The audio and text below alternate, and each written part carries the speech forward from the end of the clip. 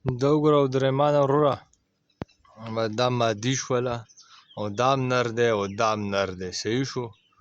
بس وروره وګوره که دا چا لګي مادي بس دا د پول ډنډې موره کېږي بس یو پاړک تې نور وباسي او نر خو هسې هم فول ډنډې مور ده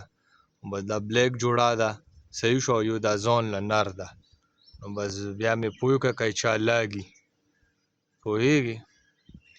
بس نو دې نر باندې لږ نشان هم رسي